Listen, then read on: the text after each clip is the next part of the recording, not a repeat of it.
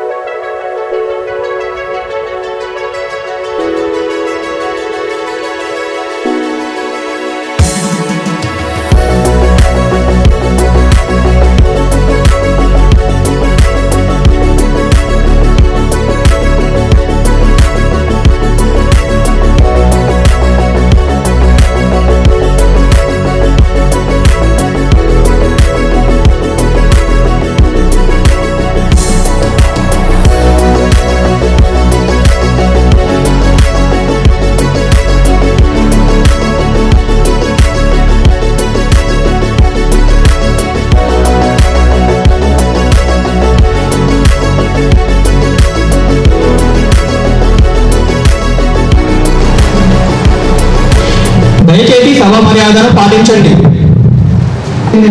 పరిస్థితి ప్రకటనకు 50 సంవత్సరాలు పూర్తయిన సందర్భంగా ఈ ప్రత్యేక సమావేశం నిర్వహించాం. ఆ సమావేశంలో జరిగిన ఘటనలు మరియు అవి ఈ రోజు మన ప్రజాస్వామ్య వ్యవస్థకు కలిగించిన ప్రాధాన్యతపై చర్చించడానికి గౌరవనీయ సభ్యులను ఆహ్వానిస్తున్నాం.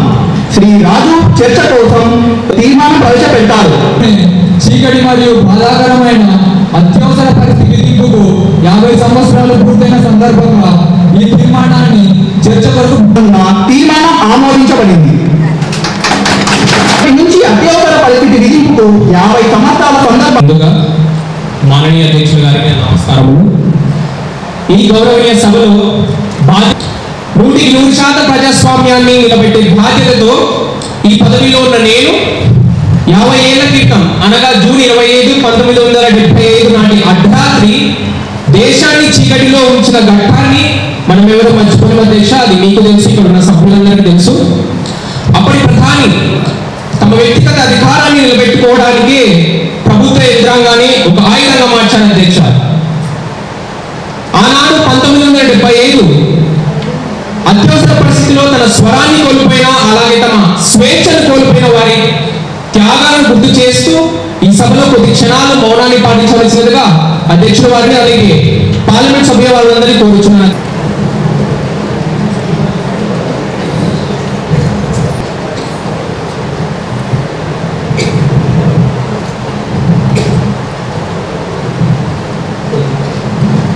తమ రాజ్యాంగాన్ని తమ వ్యక్తిగత సొత్తుగా భావించారు. అత్యవసర పరిస్థితి అనేది కేవలం ఒక రాజకీయ సంఘటన మాత్రమే కాదని మనం గుర్తించాలి అధ్యక్ష. అది మన రాజ్యాంగంపై జరిగిన ఒక క్రూరమైన దాడి అని నేను తీవ్రంగా గర్విస్తున్నాను అధ్యక్ష. 1975 ఎన్నికల్లో ఆమె తమ ఓటమి. రెండవది చూస్తే రాజ్యాంగం మనకు ఏవైతే హక్కులు ఇచ్చాయో ఆ మానవ హక్కులన్నీ కొలబడ్డాయి అధ్యక్ష.